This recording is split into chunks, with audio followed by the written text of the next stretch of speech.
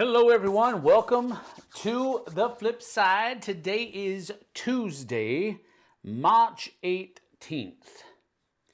Welcome. This is a stream, a series we call It Belongs in a Museum, to which you should dutifully reply, so do you! Yes, it's a idea I got from the Indiana Jones movies. I'm a geek. So there you have it. Welcome. Thank you for being here. We appreciate you. I see that there are a number of people already here. Eric is here. Wonder what foul up is going to happen today. None of them. None of them will happen, sir. I shan't be appeasing your grumpiness today. So take that for what it's worth, yes? Philip Zomberg is here. What's up, dude? I just packaged up your prize from last week, so that will be heading out later on this afternoon. Peter Rowan is here. Hello. Tom is here. What's up? Philip has dutifully replied, as per usual. Ragged Edge, good morning, crew. Nice to see Eric is warmed up and ready to go, right? Cool beans. All right, Luke is here. Peter says, I played something that belongs in a museum this weekend, Resident Evil deck building game. I've actually never even played that, so that is probably true. What's up, Jeff C? Hello, hello. Yeah, we'll see. Micah is here. What's up, Micah? Good to see you. Thanks for being here. All right, well, we are set and ready to go. I actually have a couple of games today that are only 7 years old, but again, that's within the parameters of being at least 5 years old. And these are a couple of games that I have enjoyed in the past. I just haven't had them to the table recently. One much more recently than the other, but that's basically what we do here on It Belongs in a Museum. We talk about older games. Not really old games, just games that have maybe fallen out of the limelight a little bit and are possibly being overlooked. But again, whether you like the game or not depends upon your own subjective reasoning. But these are games that are from my collection, things that are in my collection. And my reasoning here, or my purpose rather, for doing these streams is to provide content, provide you a look at games that maybe you have not been aware of because they are no longer being talked about for one reason or another. Our board game culture has a very slant towards being cult of the new. We talk about games that are new, that are not even out yet. So we can't even say that they're new because they're not even products yet. They're being kickstarted, and it's going to be a year, possibly 2 years before those products even hit the market. And that's what kind of jumbles up the airwaves nowadays in the board game industry. We're always talking about the next cool, shiny thing that's coming out. And so part of my purpose here is to shine light upon some good games from the past that maybe you have missed, maybe you looked over them back then, and I just want to remind you of them now. Another purpose that I have here is bringing back to mind my experiences with these games. And it is part of an ongoing cull that is always happening with this, with my collection. I just don't have enough room for all the games that I have. So I need to start culling and getting through and revisiting some of these games provides the impetus for maybe this is going to be cold now. I enjoyed it. It's a good game, but there's something else that maybe does what it does better now. Whatever. So there's it is a multi-purpose task, sure. But that's what we're doing here today. Good afternoon, ne'er-do-wells, Scott Drew says. Howdy, howdy, and so do you. Thank you very much, David. Thanks. Fine. How are you all? Having a great morning there? Yes. Late to the party, everyone on live chat already. I am on live chat, but thank you for the reminder, David, for everybody else. For some reason, YouTube defaults everybody to top chat. So only the top rated, and I don't know how they rate them, messages will be seen by everybody. If you change it to live chat, I believe you're going to see everything. So thanks for the reminder, David. Appreciate you. All right. Well, another thing that we like to do here to make it a little bit more fun is to make a contest out of it. Now, what we will do is I will provide you with a couple of initial clues as to what will be the first and eventually second game that we'll talk about. And whomever in chat is able to correctly guess what game we're going to talk about in succession, the first, and then we'll run another contest for the second one, gets to receive a surprise from the Flipside. And generally that surprise is some type of board game related thing. It might be a board game. It might be an accessory for a board game. It might be an expansion to a board game, which is kind of strange. I know that might be a little weird. We're going to send you something that you can't play unless you have the original product. Well, I get you.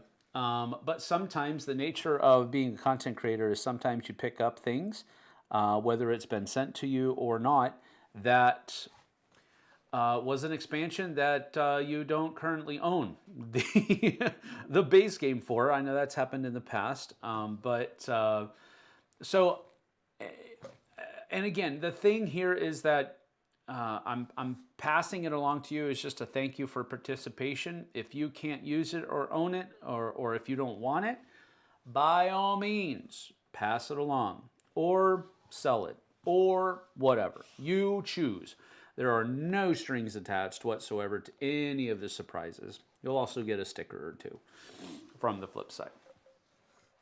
All right, my mobile defaults to live chat. That's cool.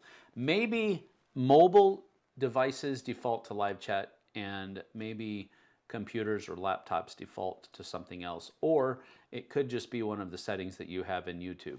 I don't know, but we like to make the reminder just in case. Send it back to Sam. I mean, yeah, you could do that, because I do put the return address there because I'm a stickler for etiquette, and I don't like to provide no return address just in case it does get lost. I want it to be able to come back and we'll be able to do something with it. But I mean, yeah, if you want to send it back to me, that's fine. Sure. I'll send it to somebody else. As they say, one man's trash is another man's treasure. Yes, indeed. Thank you, Philip. It has happened. Yes, I know. All right. So, first clues is, now, I'm going to provide this one. I'm going to give you 2 clues for the first one. But one of those clues is going to be the same as one of the first 2 clues. One of the first 2 clues for the second game as well, and that's because both of these games hail from the same year. And that year is 2018. So both of these games are going to be from 2018. The first one we're going to talk about is from 2018, and it is a couple of the mechanisms that are there are going to be open drafting and set collection. Open drafting and set collection. All right. So the first one is from 2018, and the second one will be also. But for the first one, it's 2018, set collection, open drafting. All right. So now you may begin guessing. And whomever guesses the correct game first, by way of using BGG Foo, or Google Foo, or whatever other foo you can use to find the answer. The possibilities are endless, but there's only one correct answer currently. Coimbra, no. Terraforming Mars, negative. I do not own either of those games. Bushman, Valhalla. Ooh, that's a good game, but no, we're not talking about that one today. Caper, no sir. Those are all, I mean, so far, good games. Seven Wonders Architects, no. Robin Hood and the Merry Men, no, but good game. Walking in Burano, ding, ding, ding, ding, ding, ding, ding, ding, ding, ding, ding, ding, ding, ding, ding, ding, ding. David Brownlee is our winner. Dave, Walking in Burano. Now, this is not to be confused with Burano, which is another game that has come out about the same city in question, but this one is from Emperor S4, and it is called Walking in Burano. And as you can see, it is a much more diminutive box than its predecessor. But Ganymede, no. Vengeance, no, no. Two people. Wow. Spirits of the Forest, also a good game. Hey, hey, hey. But David Brownlee is the winner, and there you have it. All right, so David Brownlee. David's answer, Eric says. All right, so David, as per usual, you need to send me an email at flipsideobg@gmail.com. flipsideobg@gmail. No, not caps lock. Come on now. Wow, why can't I type today? gmail.com. All right, so now another thing that we'll need to explain at this point, because I'm pretty sure David has won in the past. If you have won in the past and you want to pay your winnings forward, you may do so by choosing someone else in the chat to receive your surprise prize today. So David now has the choice. He can either have me, send me an email and have me send him something, or he can pick somebody else in chat in order to receive his winnings today. But while he makes that delineation, I've got a sticker already. Anyone who hasn't won yet, there you go. First to answer can have it. There you have it. All right. So Walking in Burano, let's go ahead and get down to the table, and we will take a look at this and see what we can see. Yeah? All right. So we'll put this over here kind of out of the way so we don't make a mess. But as you can see, Walking in Burano is a small game. The design is by Weimin Ling, and the artistry is by Meisherli Chan. So Emperor S4 is one of my favorite game companies. I do own a lot of games from them, and was able to meet a lot of them back in the day. But it's neat stuff. All right, so here we have, oh wow, look at that. Wow, that's a long time I've played this. So the last time I played this, I beat Z. So that's pretty interesting.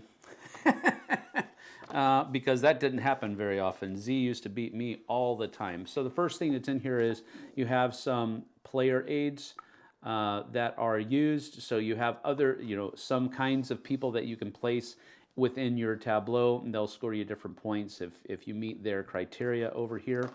And you also have other things on this side as well. So that kind of gets you, gives you an idea. So what you're basically doing here is you are building up the city of Burano, or at least your little part of it. And you have all of these little things here. This is not as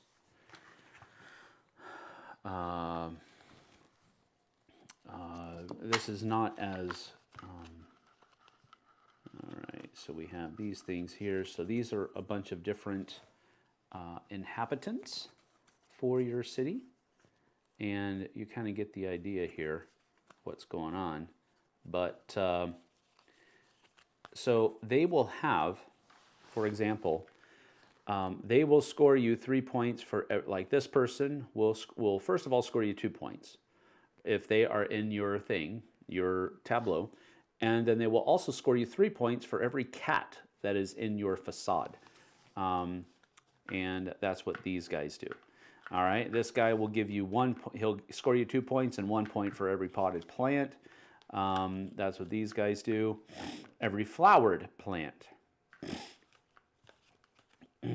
And this one, I believe this one is a set. For every set of those 4 things, in your little neighborhood, he's going to give you 2 points, and then he's going to give you 2 points as well. So that kind of gives you the idea. And so this one, for every picture of other people that are walking in your neighborhood on that bottom row on the street level, he's going to give you 1 point for it at the end of the game. So that just kind of gives you an idea of what's going on with these guys here. And then we also have wow. Oops. All right, so we have, these are all of the first level, okay? First level streets, and so they're gonna have things in them like so. And they have different color buildings because, again, we're trying to look for, we're trying to get the streets to look like this, right? So you have a whole bunch of these different things on the front. And so then you're also going to have, get these separated well. All right, here we go. All right, and then you're going to have second levels. And so let me put these away here for a second. And these second levels are going to be like you have to match the colors as you're going up. So maybe this one doesn't have, you don't have a blue one, so you won't want that one. No yellow either. But then you have this one coming up here like that. And then you also do have, these are like starting, not starting, but there's some more starting ones in here too. Anyway, you get the idea. You're building up your different streets here with all of these different things, and you're trying to add in these different elements that you're looking for. So potted plants, regular potted plants, people walking on the street down there, and so forth and so on. Then you also have tops of the houses as well. So you have this one here like that, and there's more cats up here, and so here's another one over here, and you've got a whole bunch of different things going on. You see what I'm saying? So you're just building up your streets, and then you're going to be getting these guys over the course of the round as well. So this person's going to give you 3 points for every cat that's out here. Well, there's 1, 2, that's 2 points in your tableau, so that person's going to give you 2 plus 6, so that's 8 points for that card.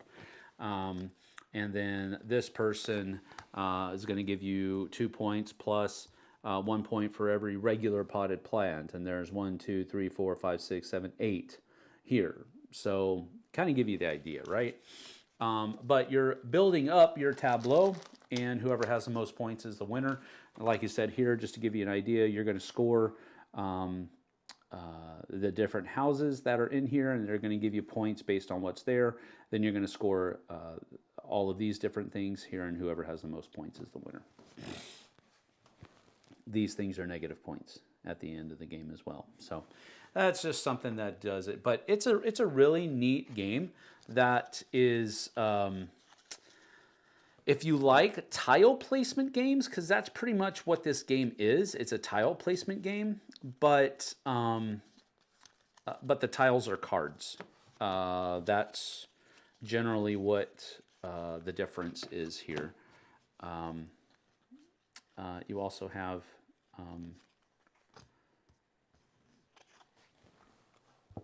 for every chimney, like for example, Santa Claus is here. For every chimney that you have in your tableau, you're going to get 3 points. So, it's that kind of stuff. It's pretty neat. I like it a lot. I think these it's a great little tile placement city building game is pretty much what it boils down to. And there's a lot of fun to be had in this game. There's 3 different levels of the buildings, of course, as you can see here. And then there are also like little expansions that you can have as well depending on where you are. If it's an expansion on the bottom row, you have that one, and then if it's an expansion upwards, then you're going to have something like that on there. But it's pretty neat. Rule book is here, and it's fairly well, it's fairly concise. It's not very long at all, but it's pretty cool. It's a neat little game. I would consider this a backpacking game, if that makes some sense. We've been talking about backpacking games a lot here recently. At least I have, because I was part of a panel at Dice Tower West for it, and then JT and I both recorded our 2-player backpacking games earlier this week. It's going to come out on Friday, but you get the idea, I think, because it's such a small little box and it fits so well. So, all right, so that's going to go in there like that, and then the ones will go over here, like so. Then the 2s will go here. I need to pull that back up again. 2s will go here. 3s will go down here. And then we'll place these right here like that. And we'll place these in here like that. And we'll place these over here like that. And then we'll place that in there, along with this and that. Everything fits in there pretty well. Make sure I get it on there correctly. Wobbing. So that's Walking in Burano. All right, let's see here. Do we have a winner? Visually, this looks neat. Reminds me of Middle Ages a bit. There is, I wouldn't say, I mean, maybe a little, but not much at all, really. It doesn't feel like, from memory, it doesn't feel much like Middle Ages. But I guess there is a little bit of a connection to it because you're building up. But beyond that, not really. Love the colors. Yeah, it is a very colorful game, and that's one of the coolest things about it. I loved how it always looked on the table. That's one of the reasons why I've kept it over the years. All right, so let's say it looks like a postcard. Yeah, pretty much. First to answer can have it. Well organized as usual. Scorecards can be a fun little book look into history. I have friends that save all their scorecards for their favorite game. I think Sam mentioned getting a 3D printer already, so he is running out of excuses for not organizing. That is true, although I still don't know how to use it because I haven't had the time to really kind of sit down and goof around with it. And JT hasn't had the time to come over and give me a little tutorial on it either. So it's kind of just sitting over there gathering dust right now. So not much I can do about it.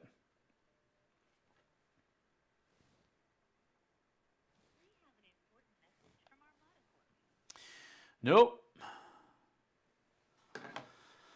Let's see here. Sam saved it because he beat Z. Yeah, maybe. That might be so. That'll teach you for walking in I have this game, but have never played it. Probably forgot it was in the box before I could get it framed. That's funny. Sam, as a person with a large collection, you've decided to keep this game but haven't played it in a while. Under which circumstance do you expect to play it again? This is one that I think I can definitely bring it out and teach Jessie.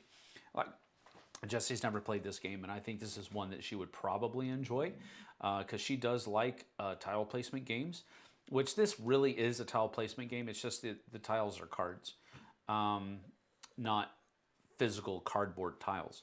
But it really is a tile placement game because you're going to be placing those cards out where you want them to go to build up your neighborhood's building, the facade of your neighborhood's buildings. And it's very colorful. She's very much an aesthetic gamer like I am. So the better that a game looks, the more aesthetically pleasing it is, the more she likes it. So I really think that I'll get this back to the table with Jessie at the very least. And it could also do well in a game day or game night situation as well. It's not a difficult game. However, I wouldn't call it a I wouldn't call it a gateway game. So I don't know. I might bring it to a game night where I know other more experienced gamers will be. Maybe not in a situation where I know that there's the possibility exists that there's going to be a lot of new gamers. But I think at the very least, I think Jess will like this one a lot. Another reason that I've kind of kept it is because it's not really easy to get a lot of Emperor S4 games over here. Now, that might be different now because I really haven't checked the stores. I don't go shopping often, but I'm apprehensive to get rid of Emperor S4 games just because they are I believe they are. I want to say they're from Taiwan. They're a Taiwan publisher, and they're a little harder to get rid of. I mean, get a hold of, if I remember correctly. Do I remember how many of the scoring cards you get? So.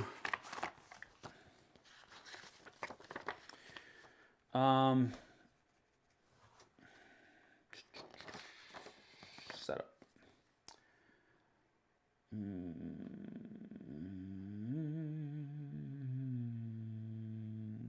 So there are 4 piles of tourist cards, 1 for each color, basically, of each kind, I think.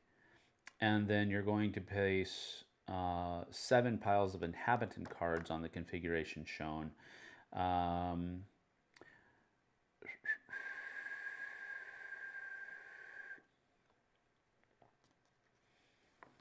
So you're going to be getting, each player starts with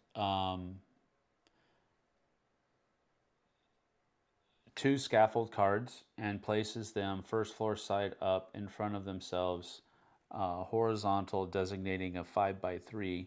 That's another thing. You are restricted to a grid of 5x3. So you can have 5 buildings and they go 3 high. Whoever has most recently traveled abroad gets to take the start player token. During your turn, you must do one of the following actions. Acquire 3 floor cards. So there's a floor supply. Let me just show you how the setup looks so that you guys can kind of get it. Oh, let me move that. That's dumb. Let's move that up here like this. All right, there we go. Okay, so so here's what the setup looks like. You're going to have your floor supply out here, and then you're going to have each of the decks that are here. And so you'll shuffle each of the decks, and then you'll deal out these 5 of each. And then you start with 2 scaffold cards that I showed you earlier. And this is the first player marker here, the little kitty cat. And then you have tourists that are down here. All right, so does that make sense? And then your inhabitants are over here. So on your turn, you must do one of the following actions. So you have to acquire 3 floor cards, or you have to acquire 2 floor cards and take a coin, or 1 floor card and take 2 coins. So you're drawing from that group of cards here, and you're drafting them. So it's an open draft, right? And you're trying to build what's there. You're trying to build your facade with what's there. And then when these are taken, more come out, and so forth and so on. So that's a general idea. So the scoring cards like that are represented with these different player aids, these are going to be out there for you to be able to choose whenever you want. And so these scoring cards, you don't get them at the beginning of the game. You pick them up during the game. So hopefully that answers your question well. I put that on backwards, didn't I? Yep, I sure did.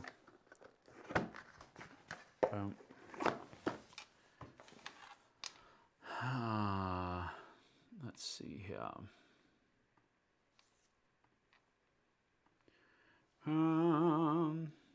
riveting stuff. You be quiet. Marco, Walking in Burano is a great two-player game. Yes, it is. It's not just two-player, though. You can play up to 4, I believe. What does it say? Yeah, actually 1 to 4. Ooh, there's a solo mode. I forgot that. Interesting. You only need to laminate 1. I don't think he was talking about that. Yeah, the cards that give you scoring during the game. Yeah. I have games that I've kept for similar reasons. Walking in Burano is a great two-player game. 26 character cards. Some of the scoring cards are removed at lower player counts. That is correct. I hear Sam describe the tile material as cardboard, but I always knew it as chipboard. Oh well. Story time with Sam Healy. And he spelled my name wrong. Isn't that special? I think you forgot the question. I didn't forget the question. I was just explaining, there was a couple of ways that I could have understood that question. How many do you get in the game? There are 26, as David has pointed out. How many do you get to start with? You don't get any to start with. You pick them up as the game goes. All right, so that is that. Has there been a victor chosen, David? Nobody has answered that I can see. First answer can have it. Anyone who hasn't won,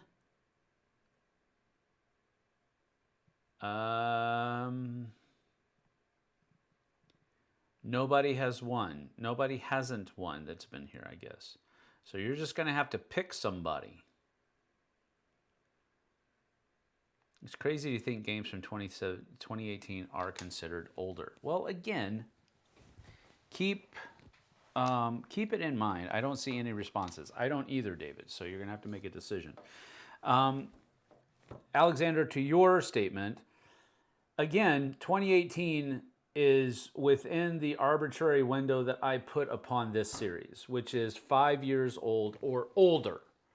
I am not saying that those are old games. They're not.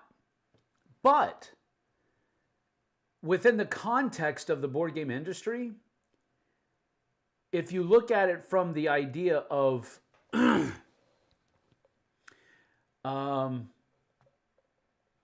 let's say lowball it. Let's say 2,000 new games come out every year. That means that a game that came out in 2018, that means that 14,000 new games have come out since then. So in that context, they are older games. I would not say that they are old. I would say that they are older because, and again, tacked on top of all of that arbitrary number crunching, our industry, our hobby, tends to focus on new games and games that have not even yet come out. And that's why something from 2018 falls within the parameters of this.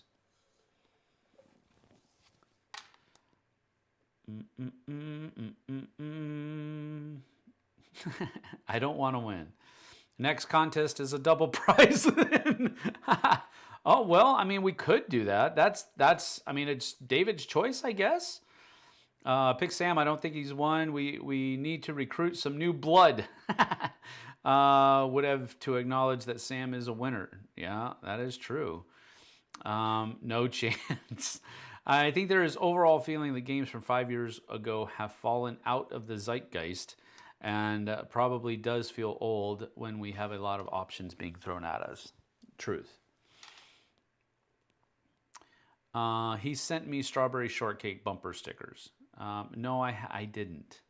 I didn't send you strawberry shortcake stickers. What I really want is a sticker. I thought you got a sticker, Luke.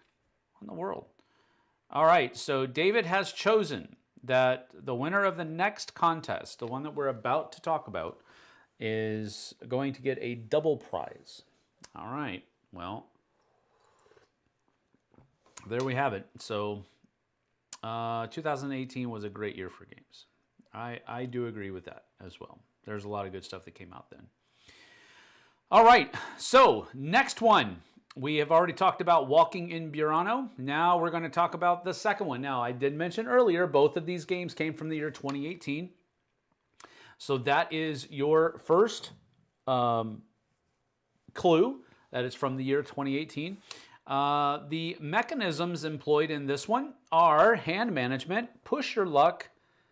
So those are the first two. Hand management and push your luck. Those are the first two mechanisms that will be employed in this game that we are about to talk about in just a few moments after somebody guesses it properly. I treat this stream as a showcase of games that may have fallen through the cracks that I should try out. You're tracking, buddy. That is exactly how this should go. So 2018 is our second game. I forgot.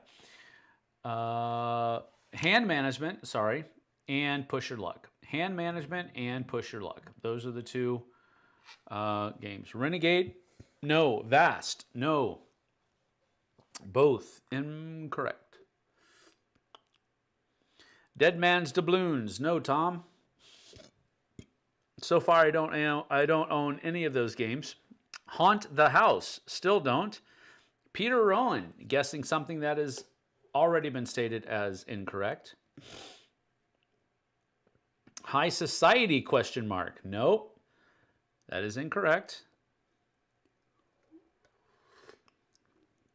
Still haven't guessed a game that I actually own, which is interesting. Book of Dragons. No.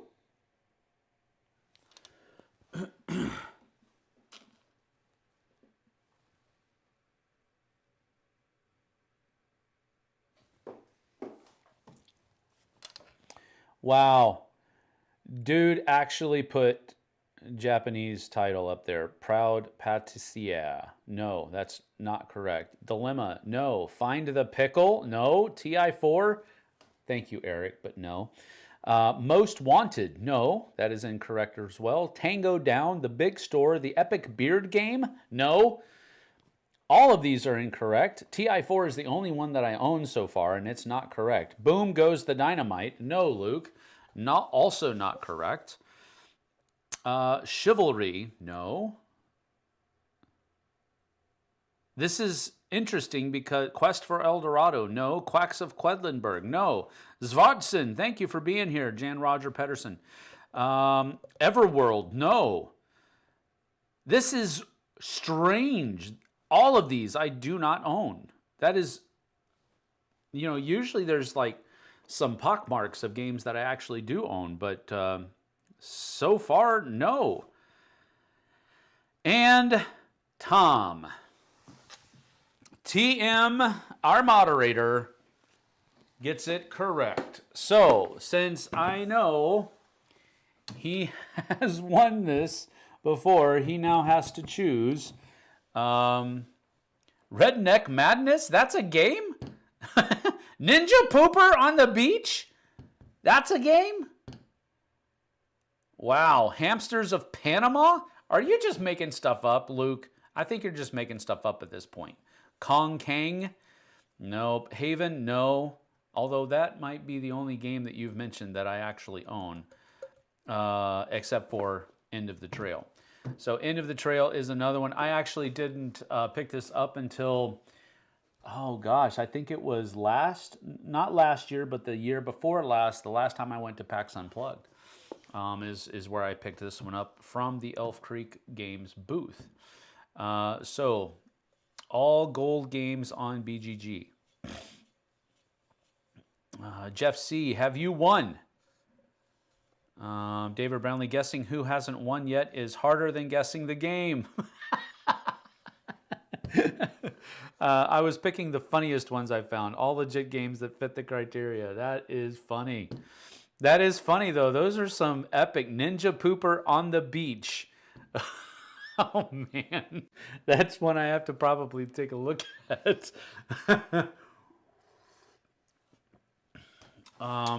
All right, so Jeff C, have you won? Is the question that's being asked by Tom. Notice that this is for a double prize, thanks to David Brownlee. So Jeff says he has won in the past.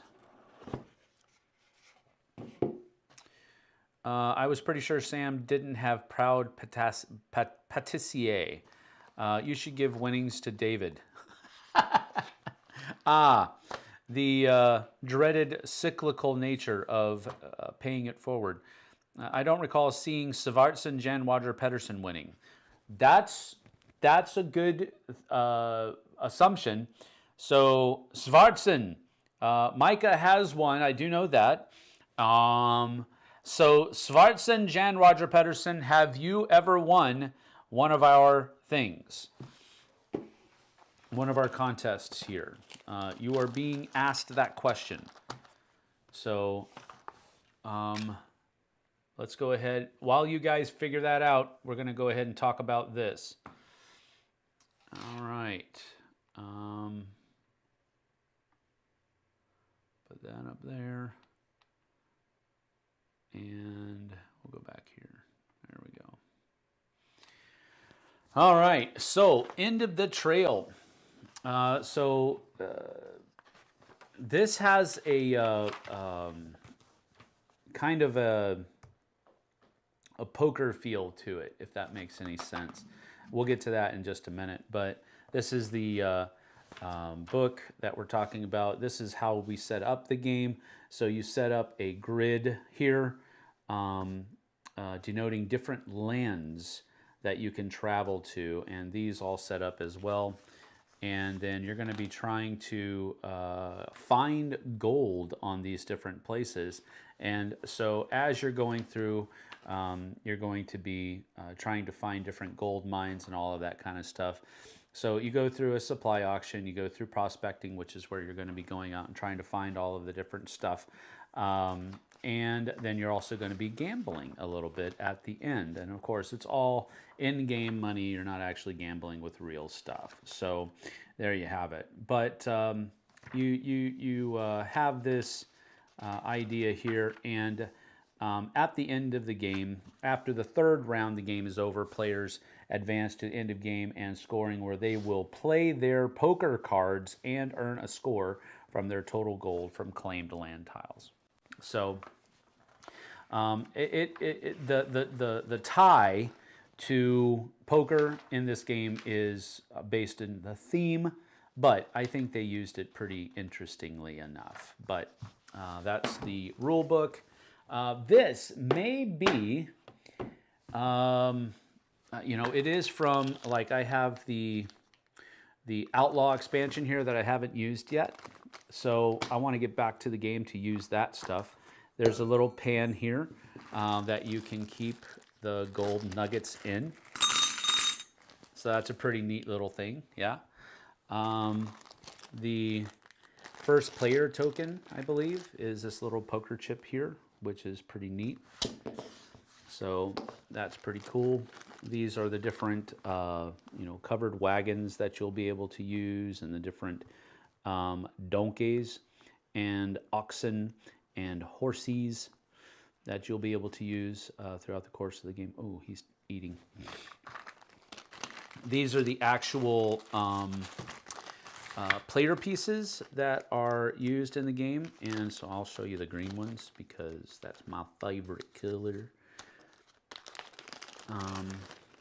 But you have one prospector, and then you have some smaller tents, and then you also have a large tent that will be used throughout the course of the game. So that's what these are, but everybody has their own color, as you can see.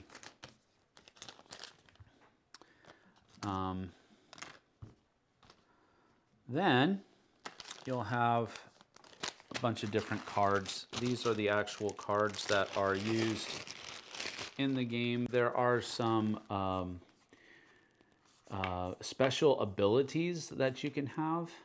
Like, you can be Alvin Coffee, and his supply action passes if a heart or a diamond is drawn. prospecting priority, claim jump. He chooses a claim jump, and then new prospects, and then a horse. So that's the kind of stuff that he does. Yi A Tai, Jean-Baptiste Charbonneau. So these are all just different things that you can do. There are player aids in the game as well. So there's those. Then you have a bunch of these different things that are going on. A bunch of gold cards that are here.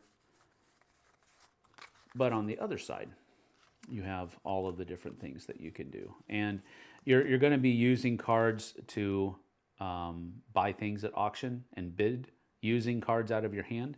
But then some of the cards also have special abilities at the bottom, and they're also going to be used for your poker hand also.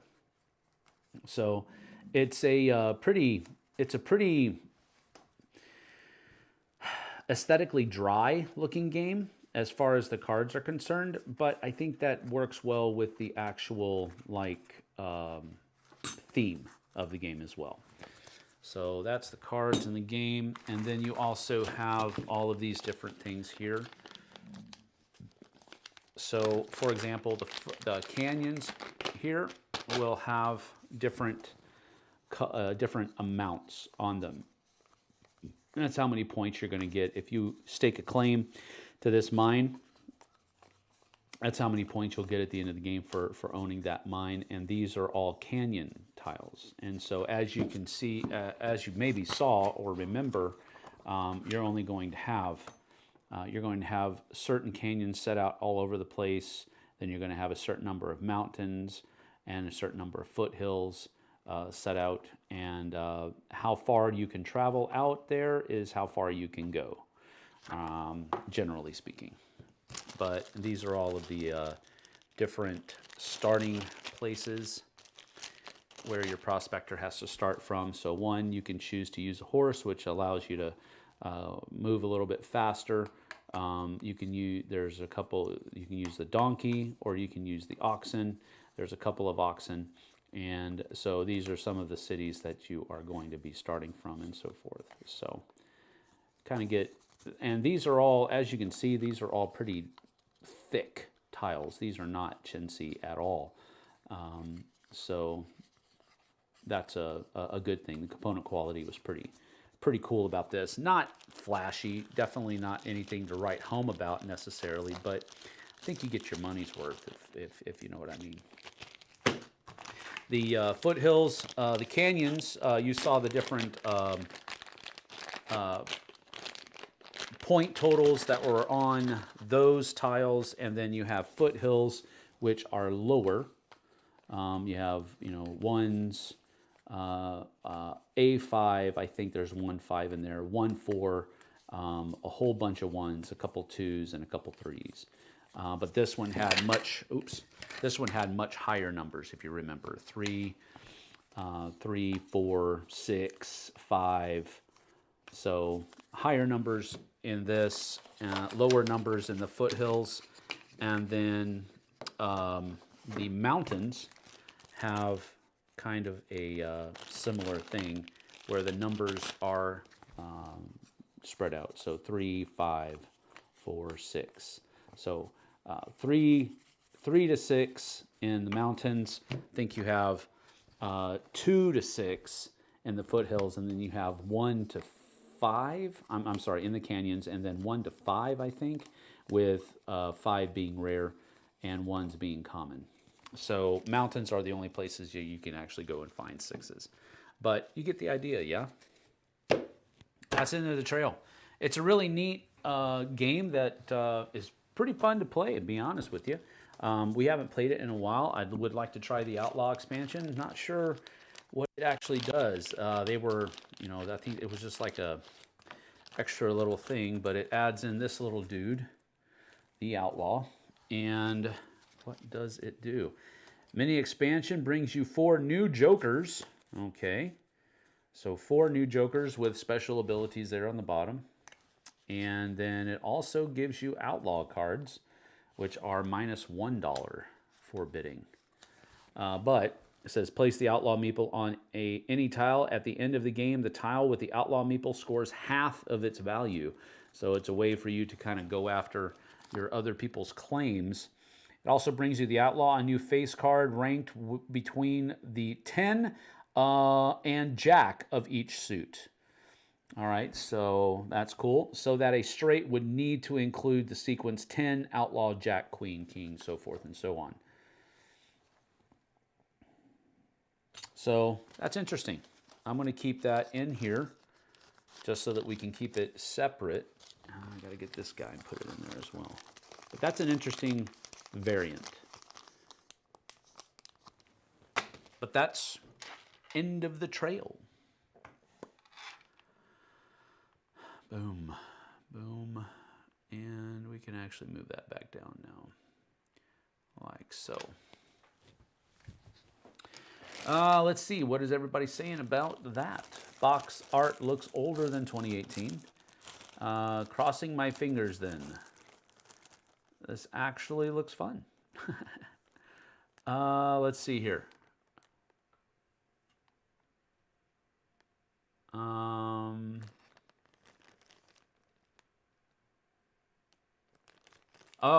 Yeah, Norway is fine. We don't generally, on these smaller packages, we don't discriminate between US, outside of US. On the larger monthly giveaways that we are going to start doing again next month, we do, because we usually send larger packages for those larger giveaways. But these, you know, these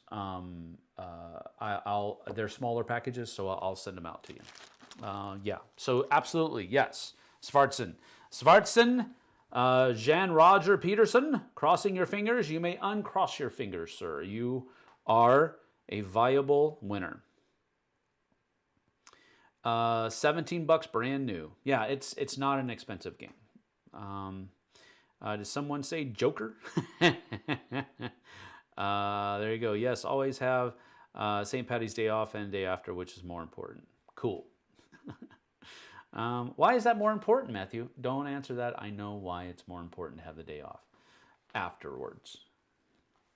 I forgot about the large giveaways. Yeah, we haven't done them. That's long and the short of it. But we're going to be getting back to it soon enough. Let's see. Okay, so Svartsen, you need to email me. That's what I was doing. I forgot. Svartsen, you need to email me at Flipside, OBG, at gmail.com. Send me your shipping information, and we'll get you a surprise in the mail this week. And thanks to David, it will be considered a double. It will be considered a double. So, congrats in a very big way. Actually, I think the canyons need to go in here because they are a little bit thicker. Come on. Get in there. Get in there. Dadgummit. See, I start talking about the Old West and my southern accent comes out. Look at that. I'm just kidding. I did that on purpose. That can go right there. And then these, I believe, can go in here. Because it's a smaller stack. Oh, look. It's so cute. Let's see here. Didn't know Sam does giveaways. Yes, I do. Yes, I do. Thanks. And Sam, seems we have a mutual friend here in Trondheim. The guy who hosts our game nights, he knows you too. Sweet. That's awesome. I love having those kinds of connections. They're great. Just one of those things that makes doing this kind of rewarding. I love hearing those kinds of things from other people around the world. Then this can go here. This little guy needs to get dumped into there. And that needs to be put over there. And then those little guys over there go in here. Boom. Boom. Like so. Then these can get folded up and folded up here and here. And this goes in here, and then these go in here. Shaboom, shaboom, yada da da da da da da, shaboom, shaboom, boom, boom, boom. That goes in there. These can go in here. That little guy goes on there like that. This little guy goes in here like that. That goes there. And yes, that's going to be like that. Boom. End of the trail. Alrighty, let's see here. Apparently he helped with your runic tattoo. Oh! Yeah, this little thing right here. Yes. Sven. Is that right? That's what comes to mind. I think that's his name. That's awesome. Who needs a holiday for beer drinking every day? Eric. Gotta drink to endure these streams. Well, there you have it. Next segment, reboxing. Yep, that's pretty much it. Yes, sir. Awesome. Tell him I said hi.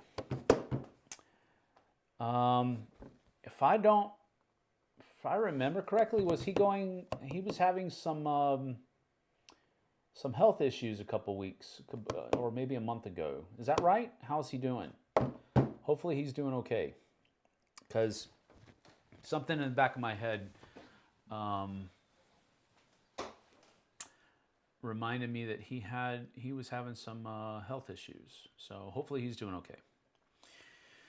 All right. Well, we're out of here. It is 11:30, and we usually try to keep these streams to about an hour. Thank you. Appreciate it. Throwing in an extra sticker for Sven. I'm going to do that. I am absolutely going to do that. I was already ahead of you, Luke. Thank you for saying it out loud, though. I appreciate that. So we're going to get out of here. Surgery. He is doing well. Awesome. That's good news. All right, we're going to get out of here. I got to get to recording my review for tomorrow's Dice Tower. We're going to be doing Dracula versus Van Helsing. That'll go up tomorrow morning-ish. So be on the lookout for that. Tomorrow I'll be coming back here and doing a review of... Dadgummit, where did it go? I had it in my mind. Oh, it's upstairs. It's upstairs. And because it's not in my sight, I can't remember the name of it. We'll be doing a review of a game tomorrow afternoon. Yes. But I'll get it scheduled tomorrow morning, and we'll get that going. So thank you for being here. I appreciate you guys and gals so much. Hope you have a great rest of your day. Thank you for spending part of your day with me here, and we'll see you guys and gals on the flip side. If you're a winner, and that's you, Svartson, make sure you email me at flipsideobg@gmail.com, and we'll get that out to you probably today, as I'm going to be sending out the 2 from last week later on this afternoon, so I'll probably send them all out at the same time. Thank you for being here. We'll see you guys and gals later on. Take care.